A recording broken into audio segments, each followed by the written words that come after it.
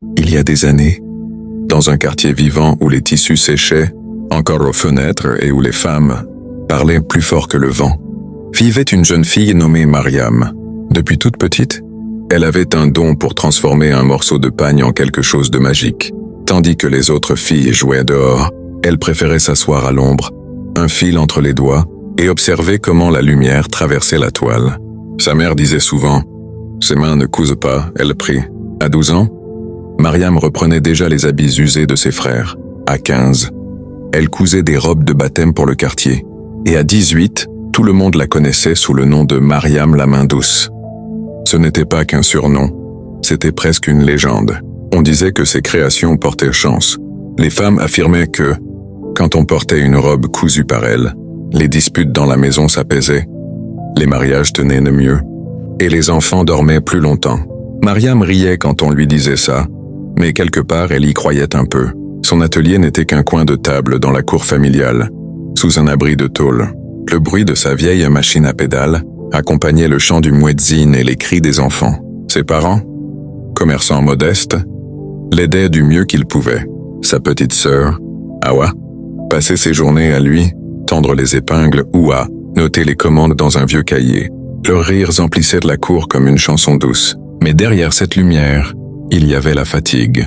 Les heures s'étiraient, les yeux piquaient, l'électricité coupait souvent au moment le plus critique, et il fallait continuer à la lampe tempête. Mariam rêvait d'un espace à elle, un vrai atelier avec une vitrine, des mannequins, un grand miroir, et son nom écrit sur la façade. Pas pour la gloire, non, pour la dignité. Un soir, alors qu'elle recousait les ourlets d'une robe de mariage, Hawa lui demanda « Tu crois que ton nom sera un jour écrit sur un panneau ?» Mariam releva la tête, le regard brillant. « Oui, » répondit-elle simplement. « Même si c'est sur une planche en bois, je le ferai écrire. » Les semaines passèrent, les commandes affluaient. Certaines clientes lui demandaient des robes de mariée, d'autres des tenues pour leurs filles.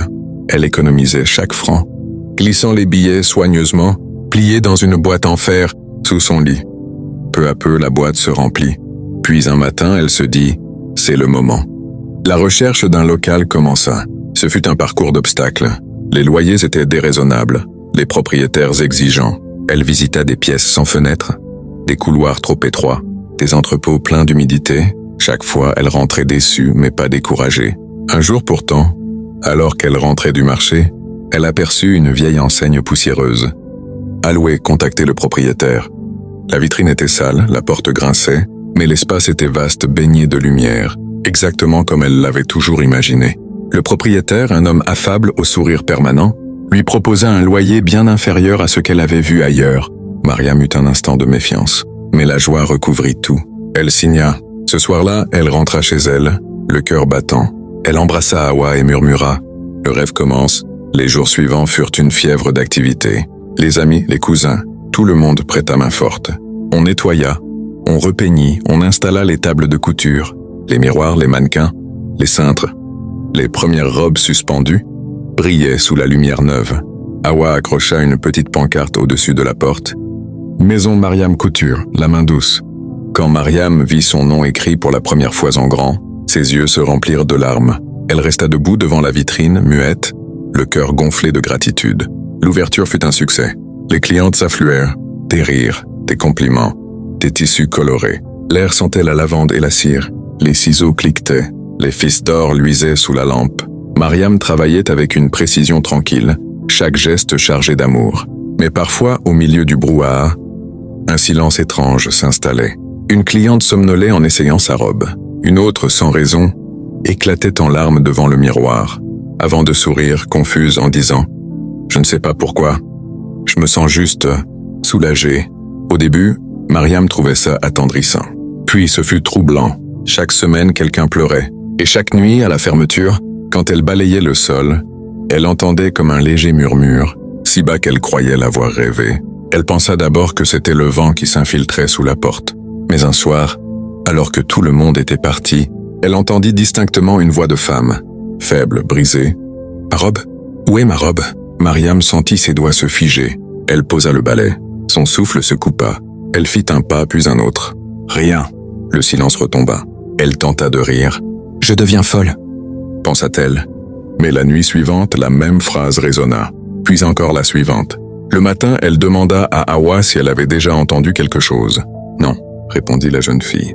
« Mais, parfois, j'ai l'impression qu'il fait plus froid ici que dehors. » Mariam frissonna. Le soir, elle pria plus longtemps que d'habitude. Le lendemain, une cliente arriva avec une histoire étrange. Elle voulait une robe, exactement comme celle qu'une couturière avait faite ici. Il y a des années. « Ici ?» demanda Mariam surprise. « Oui », dit la femme. « C'était un autre atelier avant vous. La couturière s'appelait Fatou. Une merveille. Et puis un jour, elle a disparu, plus jamais revenue. » Le cœur de Mariam se serra. Elle n'osa pas poser de questions. Mais cette nuit-là, le murmure devint un sanglot. « Ma robe. Rends-moi ma robe. » Mariam sentit la peur s'infiltrer dans sa poitrine comme une brume. Les lampes tremblotaient. Les aiguilles tombaient de la table. Quelque chose dans cet endroit n'était pas tranquille. Et pourtant, chaque matin, elle rouvrait la porte. Elle cousait, souriait, faisait comme si de rien n'était. Mais le poids de la présence devenait trop lourd à porter seul. La nuit suivante, Mariam décida de rester plus tard que d'habitude. Hawa était partie, les rues s'étaient vidées et le silence semblait plus dense que jamais. La lumière jaunâtre de la lampe suspendue dessinait sur les murs des ombres mouvantes. Elle cousait, simplement pour se donner une contenance, quand un frisson glacé remonta le long de sa nuque. Le fil se rompit net, puis elle l'entendit. Cette fois, ce n'était pas un murmure, c'était un sanglot, long, douloureux, humain. Mariam se figea. « Qui est-ce là ?» demanda-t-elle, la voix étranglée. Aucune réponse, seulement ce bruit de pleurs, comme si quelqu'un pleurait juste derrière le grand miroir de la boutique. Elle s'approcha lentement, ses doigts tremblaient. Dans le reflet, rien d'anormal, la table, les tissus, la lampe, sa propre silhouette. Mais plus elle fixait la glace, plus elle avait l'impression qu'une ombre se dessinait derrière elle. Une forme indistincte, assise, la tête baissée. Elle se retourna brusquement. Rien. Le miroir vibra légèrement, comme s'il respirait. Mariam laissa tomber ses ciseaux. Elle courut jusqu'à la porte, la referma derrière elle et rentra chez elle à pas précipités. Toute la nuit, elle resta assise sur son lit, la lampe allumée, incapable de fermer l'œil. Au matin, elle voulut se convaincre que ce n'était qu'une illusion. Mais quand elle revint au salon, une robe de mariée, qu'elle avait laissée soigneusement pliée sur la table la veille, était maintenant suspendue au milieu de la pièce, comme si quelqu'un l'avait mise en valeur. Un courant d'air fit bouger doucement le tissu. Son cœur se serra. Elle savait désormais que quelque chose habitait ces murs.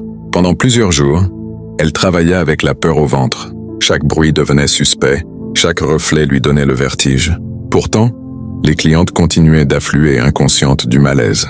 Un soir, alors qu'elle fermait le rideau métallique, une vieille femme du quartier s'arrêta devant la vitrine. « C'est ici, n'est-ce pas ?» murmura-t-elle. « Pardon » fit Mariam. « L'atelier de Fatou ?» Elle avait disparu, la pauvre. Personne ne l'a jamais retrouvée, et la vieille femme s'éloigna sans un mot de plus. Cette nuit-là, Mariam se sentit étranglée par la peur et la curiosité. Elle savait que si elle n'affrontait pas ce mystère, il la détruirait. Elle alluma toutes les lampes, s'assit au centre de la pièce et ferma les yeux. « Oh, si quelqu'un est là, parle !» dit-elle d'une voix tremblante. Un souffle froid parcourut la pièce. Le miroir se couvrit d'une buée fine. Puis, lentement, des lettres se dessinèrent sur la surface embuée. « Aide-moi !» Le cœur de Mariam battait si fort qu'elle crut qu'il allait éclater. Une silhouette apparut dans le miroir, d'abord floue, puis plus nette. Une jeune femme, le visage pâle, le regard noyé de larmes. Elle portait une robe inachevée, déchirée au niveau de la taille. « Qui es-tu » balbutia Mariam. « Fatou » répondit la voix d'un souffle. Le sang de Mariam se glaça. L'esprit parla lentement, comme si chaque mot lui coûtait. « J'ai travaillé ici. Avant toi, j'avais cousu ma propre robe. Il m'avait promis de m'aider à ouvrir mon salon. Il a menti. »« Qui ?» demanda Mariam. « Le propriétaire. Il m'a fait venir un soir pour discuter du loyer. Il m'a tué. Il a enterré mon corps sous les dalles, juste là, près du miroir. » Mariam recula, suffocant. « Pourquoi ? Pourquoi me raconter tout ça ? Parce que toi, tu m'entends ? Tu es la seule à pouvoir me libérer. Aide-moi, que la vérité sorte. » Le miroir retrouva son apparence normale. Mariam s'effondra sur le sol, les larmes aux yeux. Elle resta ainsi longtemps, incapable de bouger. Les jours suivants furent un enfer. Elle n'osait plus ouvrir le salon seule. Hawa remarqua son état. « Tu es pâle comme un linge, dit-elle. Tu veux qu'on ferme quelques jours ?» Mariam hocha la tête, incapable de répondre. Mais les nuits restaient hantées. Le moindre souffle dans la maison lui rappelait le cri de « Fatou ». Chaque fois qu'elle passait devant le miroir. Elle sentait le froid. Finalement épuisée, elle décida d'obéir à la voix. Elle se rendit au commissariat du quartier. Ses mains tremblaient en serrant son sac. Le policier de service la regarda avec étonnement quand elle parla. Je crois qu'il y a quelque chose d'enterré sous le sol de ma boutique. Une femme, disparue il y a longtemps. Le policier fronça les sourcils. Vous en êtes sûr? Oui. Et comment le savez-vous? Mariam hésita. Elle ne pouvait pas dire. Un fantôme me l'a dit. Elle murmura. J'ai trouvé des traces et une vieille cliente m'a parlé d'une disparition. Le commissariat envoya 2 agents le lendemain. Ils marquèrent l'endroit près du grand miroir. Les coups de pioche résonnèrent dans la boutique comme des coups de tonnerre. Au 3e coup, une odeur lourde monta du sol, puis un tissu jauni, un os. Un silence glacial tomba. L'un des policiers regarda Mariam sans un mot. Il avait compris. L'enquête fut rapide. Le propriétaire, interrogé, tenta d'abord de plaisanter puis de nier, avant que les preuves ne s'empilent. Les fouilles révélèrent le squelette presque intact, accompagné d'un bijou gravé au nom de Fatou. Les journaux locaux s'emparèrent de l'affaire.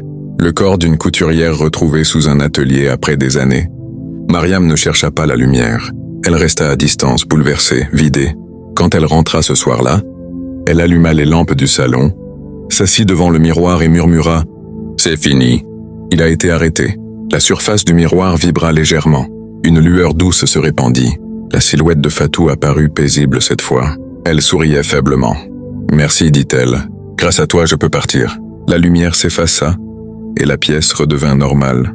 Mariam resta longtemps à regarder son reflet, incapable de dire si elle avait rêvé ou vécu tout cela. Les jours suivants, le quartier tout entier parla d'elle. Certains la félicitaient, d'autres l'évitaient. « Elle a ramené un esprit », disaient certains. « Non, elle l'a libéré », répondaient d'autres. Mais Mariam, elle, ne dormait plus. Chaque fois qu'elle fermait les yeux, elle revoyait la robe suspendue, le miroir embué, le visage de Fatou. Une nuit, elle prit sa décision. Elle se leva sans bruit, enfila un grand châle et retourna seule au salon. La rue dormait. Seuls quelques chiens errants fouillaient les poubelles. Le néon au-dessus de la vitrine clignotait faiblement, projetant une lueur vacillante sur le trottoir. Mariam ouvrit la porte. L'air à l'intérieur était froid, presque humide. Le miroir, nettoyé depuis les fouilles, lui renvoya son reflet fatigué. Sur la table, la robe inachevée de Fatou était toujours là, intacte. Mariam s'en approcha. Elle caressa le tissu, les yeux pleins de larmes. « C'est terminé », murmura-t-elle. « Tout est réparé maintenant. Tu peux reposer en paix. » Le silence répondit. Puis, lentement, un souffle parcourut la pièce soulevant le voile de la robe. Une lumière douce se mit à danser sur le miroir. La silhouette de Fatou réapparut, mais cette fois son visage était calme, presque lumineux. « Tu as eu le courage que je n'ai pas eu, dit-elle. Tu as parlé quand j'avais été réduite au silence. » Mariam sentit ses genoux trembler. « Je ne voulais pas. Je ne savais pas quoi faire. »« Tu as fait ce qu'il fallait, » répondit la voix. « Et maintenant je peux partir. » Fatou leva lentement la main. Son corps devint translucide, puis s'effaça comme une brume au soleil. La lumière disparut. Le salon retrouva son calme. Mariam resta seule, en pleurs, mais ce n'était plus la peur qui la faisait pleurer. C'était un mélange étrange de paix et de deuil. Elle comprit dans ce silence que son rêve avait pris une autre forme. Le lendemain matin, elle appela le commissariat. « Je vais rendre les clés », dit-elle simplement. « Vous êtes sûr ?» demanda l'agent. « Ce commerce pourrait marcher, maintenant que tout est réglé. »« Justement, » répondit-elle, « tout est réglé. Je n'ai plus ma place ici. » Quelques jours plus tard, avec l'aide d'Awa et de 2 amis, elle emballa tout. Les rouleaux de tissu, les bobines de fil, les ciseaux, les mannequins. Chacun travaillait en silence, comme si parler aurait été une faute. Le soleil de midi entrait par la vitrine, dessinant des éclats dorés sur les murs nus. Quand tout fut rangé, Mariam prit un balai et nettoya la pièce une dernière fois. Sous le miroir, la trace sombre du carrelage brisé restait visible. Elle posa la main dessus, ferma les yeux et murmura « Repose en paix ». Puis elle sortit, ferma la porte et remit la clé dans l'enveloppe. Les semaines suivantes, elle reprit ses tournées à domicile. Les clientes furent ravies de la revoir. Certaines l'attendaient avec impatience. Dans les maisons, l'ambiance était simple, vivante. Le café sentait bon. Les conversations étaient pleines de rire. Mariam retrouvait ce qu'il avait toujours porté. Le contact humain, la chaleur des foyers. Parfois, en ajustant une robe sur une mariée, elle sentait comme une présence bienveillante derrière elle. Alors, elle souriait sans se retourner. Awa remarqua qu'elle semblait plus sereine. « Tu n'as jamais pensé à rouvrir un autre salon ?» Peut-être un jour, répondit Mariam, mais pour l'instant je préfère la paix à la réussite. La rumeur de l'histoire de Fatou circula encore quelque temps. On disait que son âme avait enfin trouvé le repos, d'autres affirmaient que certaines nuits, la vitrine du vieux local brillait faiblement, comme si une lampe y restait allumée. Mais Mariam ne retourna jamais vérifier. Elle garda une seule chose du salon, une petite boîte contenant un morceau du tissu de la robe de Fatou. Elle la rangea sur une étagère chez elle, entre deux épingles et une bobine dorée, non comme une relique mais comme un rappel silencieux que la vérité, même enfouie, finit toujours par remonter à la lumière. Les mois passèrent. Son activité reprit doucement.